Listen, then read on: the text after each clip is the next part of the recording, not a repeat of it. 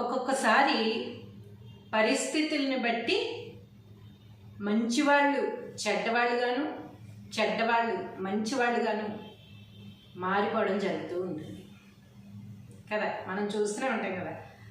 ఇదివరకు అసలు ఫుల్ కర్ర బాబు ప్రశాంతంగా ఉంది, ఇప్పుడు చక్కగా మారిపోయాడు, మంచిగా అయ్యాడని చెప్పుకుంటూ ఉంటాం. లేదంటే ఇదివరకు చాలా మంచివాడు రా పాపం, ఎందుకో మరి ఇలా అయ్యాడు అని చెప్పుకుంటూ ఉంటాం. అంటే ఎక్కువ డూ అనే యాక్షన్ వస్తుంది, లేడీస్ అయినా వచ్చు, జెంట్స్ అయినా వచ్చు. అలా మంచివాళ్ళు చెడ్డవాళ్ళు మంచిగా మారిపోయే క్రమంలో ఒక్కోసారి మంచి జరగచ్చు, మారినందువల్ల ఒక్కొక్కసారి చెడు కూడా జరగచ్చు. అలాంటి ఒక చిన్న కథ ఈరోజు చెప్పుకున్నాం. అహింసక అనే ఒక అతను అంగుళీకమాలగా మారాడు. అతని కథ ఈరోజు చెప్పుకున్నాం. అతని పేరేమిటి? అంగుళీకమాల.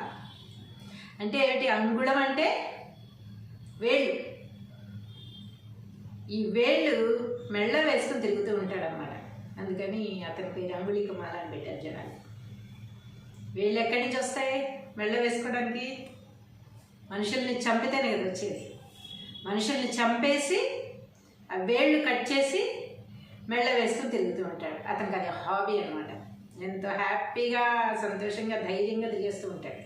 వేళ్ళు మెళ్ళ వేసుకుని చూసిన జనాలు హడిలిపోతూ ఉంటారు. హడిలిపోయామో ఎప్పుడు ఎవరిని చంపుతాడో తెలియదు అని పరుగులు ఎత్తేస్తూ ఉంటారు. అతను వస్తున్నాడంటేనే చాలా వేళ్ళు మెళ్ళ వేసుకుని అని నడుచుకుంటూ వస్తూ ఉంటాడు భయంకరంగా. అతను చూడగానే జనాలు పారిపోతూ ఉంటారు అన్నమాట. ఎంత పారిపోయినా ఎవడో ఒకటి జుట్టు పట్టుకుని దొరికిపోతాడు కదా.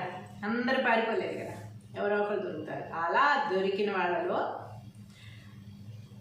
999 మందిని చంపేశాడు. అంత పారిపోతుండే ఇప్పుడు జనాలు. దొరికిన చంపడం, వేళ్ళు కట్ చేయడం, మెల్ల వేసుకుని తిరగడం, అదొక సరదా. అలా చేస్తూ 999 మంది అయిపోయిన తర్వాత ఇంకొక్కడిని చంపితే 1000 అవుతుందిరా. మనం సెంచరీ కొడితే ఎంత ఫీల్ అవుతాం? క్రికెట్లో కానీ దేంట్లో అయినా గెలిస్తే, వరల్డ్ కప్ గెలిస్తే ఎంత ఫీల్ అవుతాం? అలా 1000 మంది అవుతారు. ఇప్పుడు ఒక్కడిని చంపితే చాలా, ఒక్కడు దొరకాలని ఒక్కడి కోసం అన్వేషణ మొదలెట్టాడు. తిరుగుతూ ఉన్నాడు అన్నమాట. 999 వేళ్ళు మెళ్ళ వేసుకుని మాలగా గుచ్చుతూ ఉంటాడు. ఒక్కొక్కటి వేలు గుచ్చి వేసుకుంటూ ఉంటాడు. జనాలు హెల్లిపోయి పరిగెత్తేస్తున్నారు ఎక్కడికక్కడ. అమ్మో నేను దొరుకుతాడు, ఎవరు దొరికిపోతారో, ఎవరిని చంపుతాడని భయంతో హాహాకారాలు చేసుకుంటూ పరుగులు ఎత్తేస్తున్నారు. ఈయన మాత్రం ఆ మాల వేసుకుని అనుకుని వస్తూనే ఉన్నాడు పరుగెత్తుకుంటూ. ఎవరు చేతికి చెక్కకుండా పరుగులు ఎత్తుతున్నారు. ఏంటి ఈరోజు ఈ ఒక్కడిని చంపితే నేను 1000 మందిని చంపాను అని గర్వంగా చెప్పుకోవచ్చని అతని ఆశ. గిన్నిస్ బుక్లో ఎక్కాలి అనమాట. 1000 మందిని చంపాను, అదేదో గొప్ప ఘనకార్యం. ఇంకా జనాలు 1000 మందిని చంపాడు రైడు అని గడగడ వణకాలన్నమాట అతన్ని చూస్తే. అది అతని అంబిషన్. జనాలు వణకాలి నన్ను చూస్తే, 1000 మందిని చంపాడని చెప్పుకోవాలి. సో ఈ ఒక్కడో నాకు దొరకట్లేదు ఏంటి అని అన్వేషణ మొదలెట్టి తిరుగుతూ ఉన్నాడు. 999 వేళ్ళు మాలగా వేసుకొని ఇంకేవో భయంకరమైనవన్నీ పట్టుకుంటారు కదా, చేతుల కత్తి గిత్తి అన్నీ ఉంటాయి కదా చంపడానికి. ఎన్ని విధాలు చంపాలనుకుంటాడో అన్ని విధాలుగా. ఓ దుర్వాసన. మరి చంపిన వేళ్ళు వేసుకుంటే మళ్ళీ ఎలా ఉంటుంది? విపరీతమైన దుర్వాసన వస్తూ జుట్టు పెంచుకుని చాలా రకమైన భయంకరంగా ఉన్నాడు అన్నమాట. వెళ్తూ ఉన్నాడు ఒక మనిషి కోసం చూసుకుంటూ. వెళ్తుంటే అందరూ పారిపోతున్నారు, కానీ ఒక్క వ్యక్తి మాత్రం అసలు ఏమీ తొణకట్లా బెడకట్లా, పరుగు కూడా పెట్టట్లా. స్లోగా నెమ్మదిగా, అతను మామూలుగా ఎలా నడుచుకుంటూ వెళ్తాడు అలాగే స్లోగా నడుచుకుంటూ వెళ్తున్నాడు. అబ్బా దొరికేశాడు అనుకున్నాడు. ఈయన కథలో పడ్డాడు. దొరికేశాడు, ఇంకేముంది 1000 అయిపోయింది ఈ రోజుతో అని చెప్పి పరుగులు ఎత్తుతున్నాడు ఆ మనిషిని పట్టుకోవడానికి. ఎంత పరిగెత్తుతున్నాడంటే మొత్తం ఒంట్లో శక్తి అంతా అయిపోతుంది, చెమట్లు కారిపోతున్నాయి, కానీ ఆ మనిషి దొరకట్లా.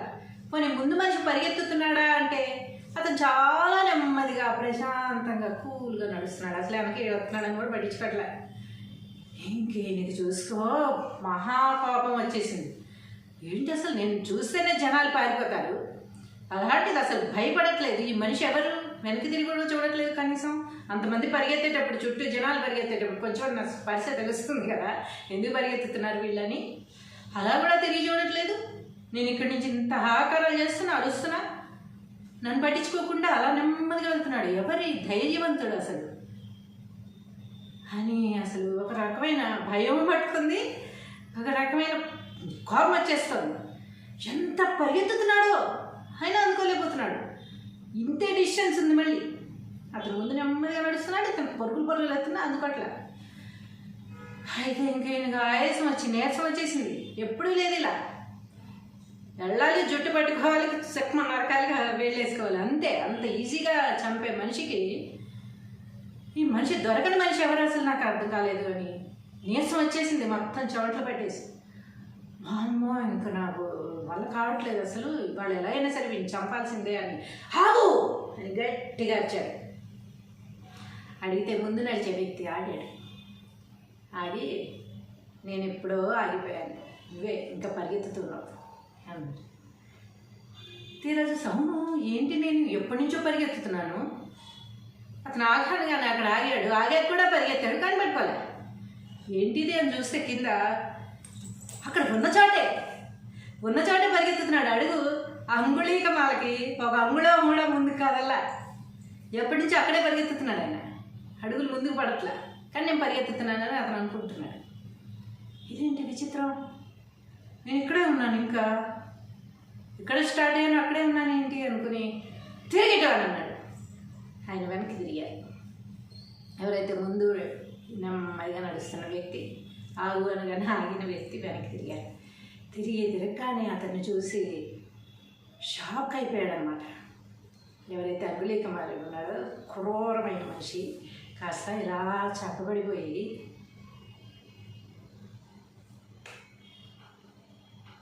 అంతే మెళ్ళో మాల తీసి అవతల పడేశాడు, చేతిలో కత్తి జార వేస్తాడు, దండం పెట్టేసి ఇలా షాక్ అయిపోయి స్టన్ అయిపోయి నిలబడిపోయి స్వామి అన్నాడు. చంపు అన్నాడు ఆ వ్యక్తి. ఎవరో తెలుసా? గురుగారు గౌతమ బుద్ధుడు. ఎంత ప్రశాంతత, అంత కూల్గా ఉండడానికి మన వల్ల అవుతుందో లేదా అసలు. అంత ప్రశాంతంగా చక్కగా కూల్గా వెళ్తుంది. ఏంటి ఇంక మానేస్తావా అని ఇంకా ఒక్క క్షణంలోనే అతని కళ్ళలో కళ్ళు పెట్టి చూడగానే ఇతని మనసు మొత్తం డైవర్ట్ అయ్యింది. పడేసేసాడు, అప్పటికప్పుడే పడేసి. ఇంతకీ చూస్తే ఇతను ఎవరు? చాలా మంచి వ్యక్తి ఇతను. ఎవరైతే అంగుళీక మారుడు ఉన్నాడో ఒకప్పుడు చాలా అంటే చాలా మంచి వ్యక్తి. అతని పేరు కూడా ఏమిటో తెలుసా? అహింసక. చిన్న చీమను కూడా చంపేవాడు కాదు. హింస అనేది అసలు అతని డిక్షనరీలో లేదనమాట. అందుకని అతని పేరు అహింసక అని పెట్టారు. అలాంటి మహోన్నతమైన వ్యక్తి అతను, చాలా గొప్ప వ్యక్తి. ఎవ్వరిని చీమకు కూడా అపకారం చేయడంటారు చూసారా, అంత మంచి మనిషి. ఎవ్వరికి అపకారం చేసేవాడు కాదు, ఎవరిని తిట్టేవాడు కాదు, కొట్టేవాడు కాదు. చాలా మర్యాదగా మాట్లాడుతూ చాలా మంచి పనులు చేస్తూ ఉండే వ్యక్తి ఈ విధంగా మారిపోయాడు. ఎప్పుడైతే కళ్ళలో కళ్ళు పెట్టి చూశాడో బుద్ధుడికి అర్థమైపోయింది ఇతను ఎంతో మంచి వ్యక్తి, జ్ఞానవంతుడు. అంత మంచితనంగా ఉండే అతన్ని బాగా వాడేశారనమాట జనాలు. అతని మంచితనాన్ని, అతని అమాయకత్వాన్ని, అతని చేత పనులు చేయించుకుని, అతని దగ్గర డబ్బులు తీసుకుని మోసం చేసి, తన కళ్ళు ఎదురుగానే తన వాళ్ళందరినీ కోల్పోయాడు తన అతి మంచితనంతో. అప్పుడు మారిపోయాడు అనమాట. ఇంకా నా మంచితనం ఇంత దెబ్బతీసింది నన్ను, అందరూ నన్ను మోసం చేస్తున్నారు, అందరూ నన్ను దెబ్బ కొట్టేశారు, అందరూ నన్ను వాడుకుంటున్నారు. నా కళ్ళెదురుగానే నా మనుషులను చంపితే కూడా నా మంచితనం ఎందుకు పనికి రాలేదు అని, లేదు ఇలా క్రూరంగానే ఉండాలి అని ఆ రోజు నుంచి మారిపోయి ఇలా మెళ్ళలో వేళ్ళు వేసుకుని తిరుగుతూ అంగుళీకం అలా అని పేరు పెట్టుకుని రాక్షసులాగా తయారైపోయాడు. చూసారా, అతి మంచితనం కూడా పనికిరాదు. ఎప్పుడైతే బుద్ధుడు అతని కళ్ళలో కళ్ళు పెట్టి చూశాడో మొత్తం హిస్టరీ ఇలా సినిమా కనబడింది. ఇతనికి కూడా ఎప్పుడైతే అతని కళ్ళలో కళ్ళు పెట్టి చూశాడో బుద్ధుడికి మొత్తం రియలైజ్ అయిపోయాడు. నేను ఇలా తయారయ్యానేంటి, నేను చేస్తున్న తప్పు అని వెంటనే తెలుసుకుని కత్తి అక్కడ పడేసి మెళ్ళ మాల అవతలు విసిరేసి, స్వామి నన్ను మీ శిష్యుడిగా చేర్చుకోండి అని బుద్ధుడు కాళ్ళ మీద పడిపోయాడు. బుద్ధుడు సరే నాతో రా అని తీసుకెళ్ళి తన శిష్యుడిగా చేర్చుకున్నాడు అన్నమాట. చూసారా ఎంత మంచితనం ఉందో అంత క్రూరుడిగా మారడానికి అవకాశాలు ఎలా అయితే వచ్చాయో, ఎంత క్రూరంగా ఉన్నామో అంత మంచితనంగా మారడానికి కూడా అవకాశాలు ఉంటాయి. కాబట్టి అసలు అతి మంచితనం అనేది అస్సలు పనికిరాదు. ఎంతవరకు చేయాలో అంతవరకు చెయ్యొచ్చు, తప్పు లేదు. కానీ మన జీవితాన్నే ధారపోసేసి మన వాళ్ళ జీవితాలు కూడా ధారపోసేసి అంత మంచితనం పనికిరాదు.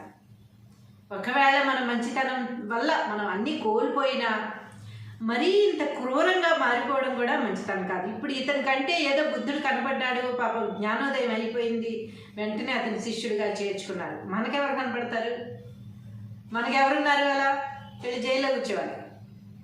క్షణికావేశంలో కనుక ఏమన్నా పనులు చేస్తే అంతమందిని చంపితే ఊరుకుంటారు పోలీసులు. అప్పట్లో అంటే అంత చట్టాలు లేవు, అవి లేవు, ఇవి లేవు, శక్తులు ఉండేవి కనుక ఆ శక్తులతో వాళ్ళు అన్నీ కాపాడుకుంటారు. వేల మందిని చంపిన వాళ్ళు కూడా ఉన్నారు కదా, అలా ఉండేది. ఇప్పుడు అది కాదు కదా. కాబట్టి అతి మంచితనానికి పోకుండా ఉండాలి. ఏదైనా మనకి నష్టం జరిగినా సరే దాన్ని ఎలా సాల్వ్ చేసుకోవాలి ఆ ప్రాబ్లంని అని చూడాలే తప్ప క్రూరంగా మారిపోయి నాకు నష్టం జరిగింది కనుక నేను ఇలాగే చేస్తాను అని అలా తయారవ్వకూడదు అనమాట. ఎందుకంటే అది మనకే నష్టం అవుతుంది, జీవితాన్ని కోల్పోవలసి వస్తుంది. కాబట్టి ఈ రెండు విషయాలు ఈరోజు మీకు చెప్పదలుచుకున్నాను. మీకు ఇలాంటి వాళ్ళు ఎవరైనా తగిలినట్టయితే కింద కామెంట్లో పెట్టండి. అలాగే నా ఛానల్ని సబ్స్క్రైబ్ చేయండి, షేర్ చేయండి, లైక్ చేయండి, కామెంట్ చేయండి.